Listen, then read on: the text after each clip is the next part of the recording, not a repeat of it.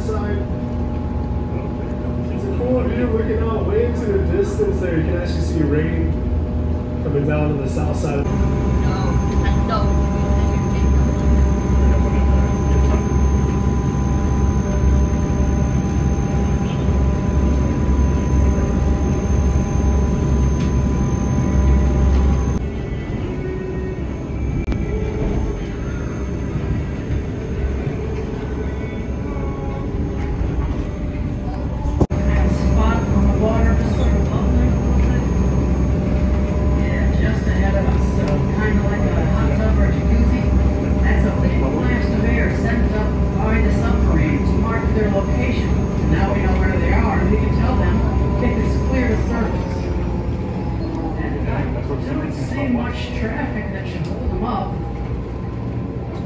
They got the okay, because you can already see a kind of long, bright shape in the water there.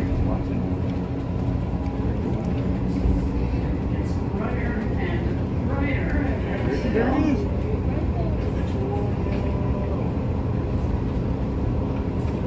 Right, that's your ride. Atlantis TS-14, not just the largest in North, we expect the largest passenger submarine on the planet. So large one that is restricted. Military starts on the water, you think?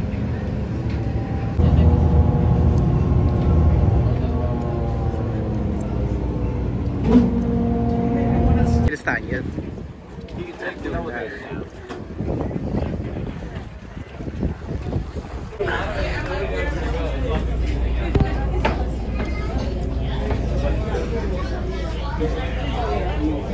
Inside the submarine this time.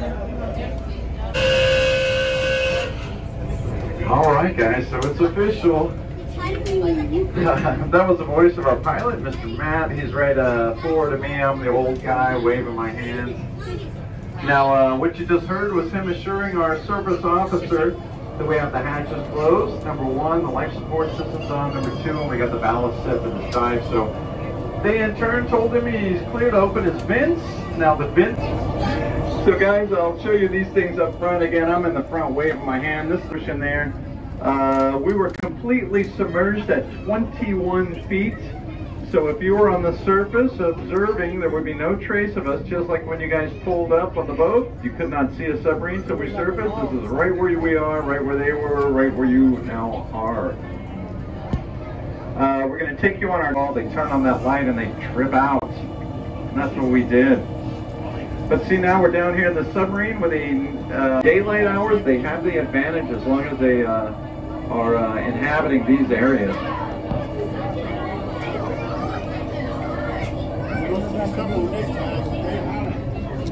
Hey, that's a giant trevally there on the port side. It's one of the predators in this area. What, ma'am? Yes, they eat fish. Birds? Yeah, they basically eat anything.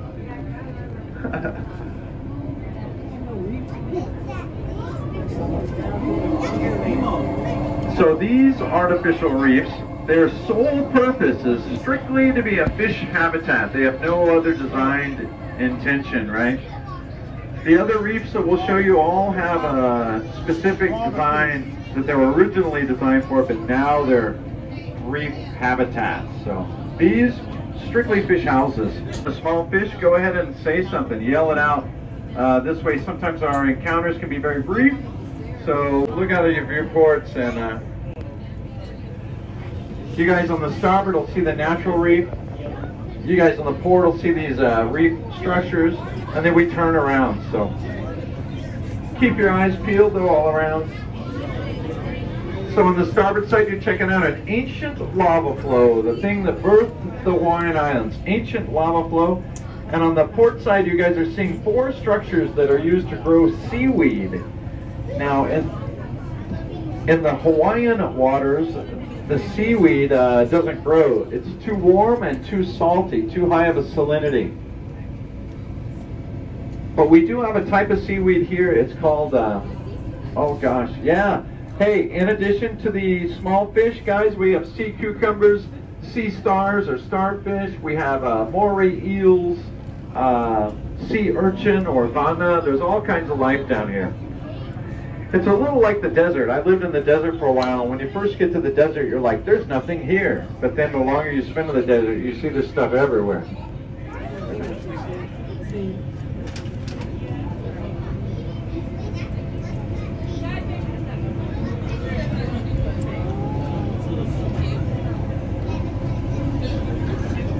So let me talk a little about the machine. You guys just keep looking out the windows. If you see something big, holler out. Now we're down to 76 feet. Not a fast car makes. So our top speed's limited to about 3 miles an hour. In fact, a slow turtle gives us a heck of a race, but still sporting. All right, so we finished this pass. We will turn the submarine around now. So if you guys are on the port side, you're going to check out the natural reef. Starboard side, so it's like 2 miles. Deepest spot in the Pacific Ocean, it's over 7 miles deep under the water. That's still hard for me to, yeah, Marianas Trench. There's also a place in Puerto Rico north of that that's also very, very deep. But yeah, I can't even imagine. I'm in this business. 7 miles. After about 1,000 feet, it's going to become pitch black, dark, dark, dark. However, you will encounter bioluminescence that will be beautiful. So glow-in-the-dark creatures that you'll see all the way. It'll be pretty cool. Natural reef on the port side. These seaweed growing structures coming up here on the starboard or the right. Now the seaweed structures are actually miniature versions of larger structures that they actually use to farm the seaweed. They were donated and designed by the company that gave them to us, and they're the Asahi Chemical Corporation, and they're based out of Osaka, Japan. And the 4th location. I don't often do these narrations, but feel free. The more questions you ask, the more informed you become. And yeah, we're just happy you guys are with us. We all took 13 months off during that COVID. And we were among the people that made slightly more money when we weren't working, but man, we all went nuts. You can imagine, we were half crazy to begin with, doing this for a living, and then after 13 months of COVID, we were completely out of our minds.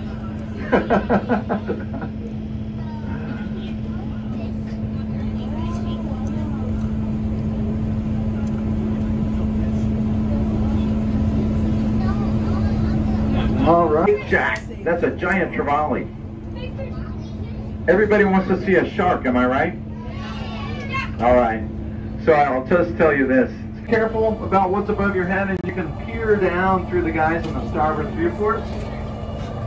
And you guys see that shark pointed out.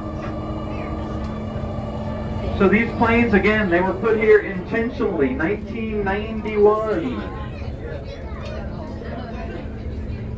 Now let's see. No, I never saw him, but I hear people talking about him.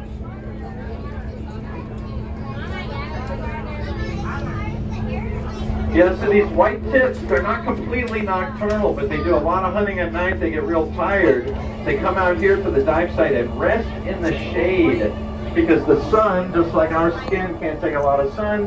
Shark is the same way. Doesn't like a lot of sun.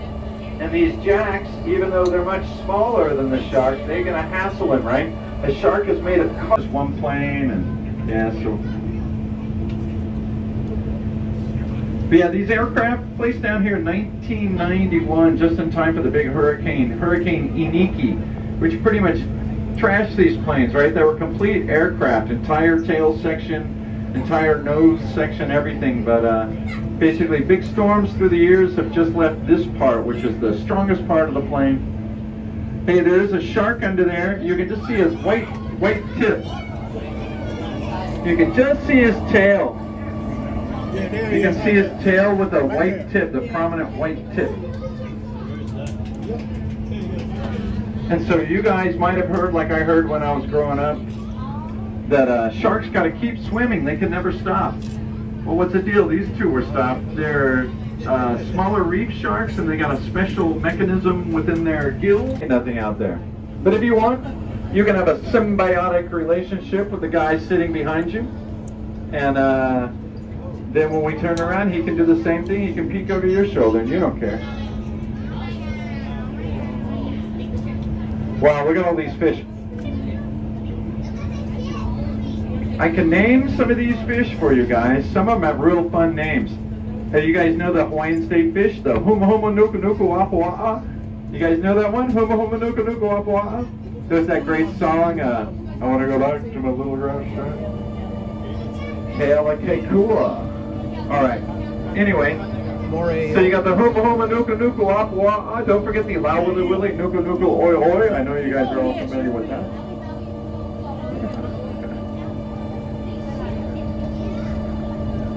Yeah, real big ship over there on the port side. This thing was built for World War II, so it went in the water 1945, just finished up the end of World War II in the Pacific Theater. And it would stay in the Pacific Theater for its entire career, which ended in the middle 1970s. And it became retired in Guam, which you guys would know is a territory out in Micronesia, territory of the United States. So they stopped using it in the 70s. We got our hands on it in the early 80s. Cleaned it up enough and got the right permits. And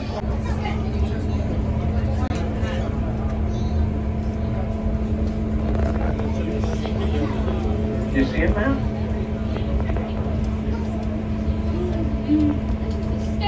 Yeah, so you guys just keep your eyes peeled. You never know what's going to swim by. Now we're at 72 feet, so we're up considerably from our maximum depth.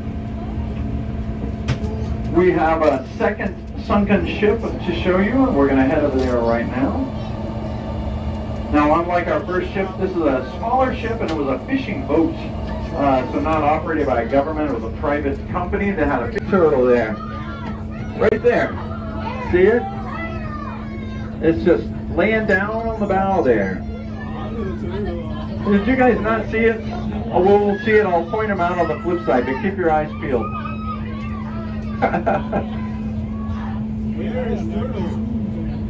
Guys, and that was a beautiful, it was a female sea turtle. And she wasn't very old. They can live to be 100 years old, believe it or not. They spend 80% of their life underwater. So at maturity, 80 years underwater.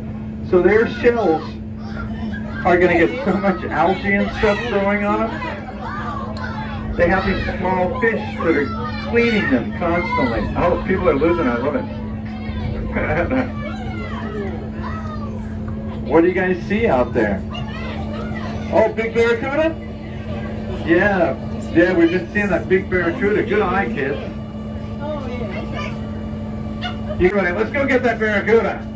Who's with me?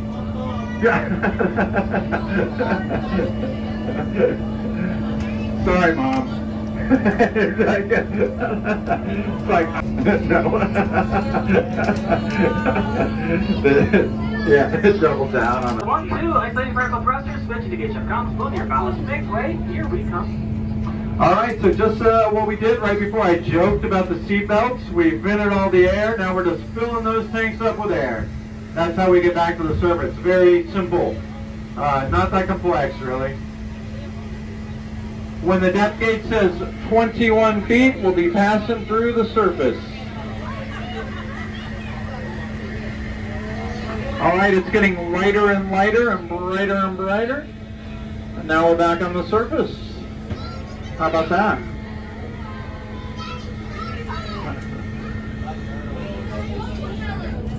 Okay, my friends, give it up for young Matt. He took us down and brought us back up. Yeah.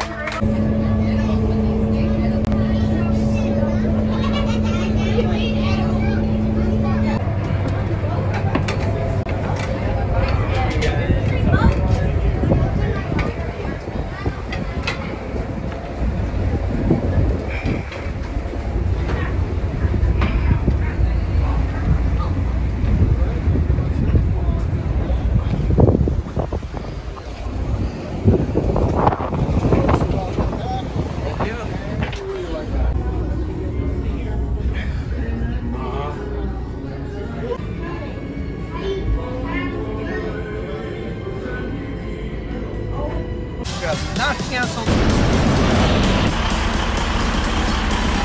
Guys, I'm Eddie B. 2004 Very light.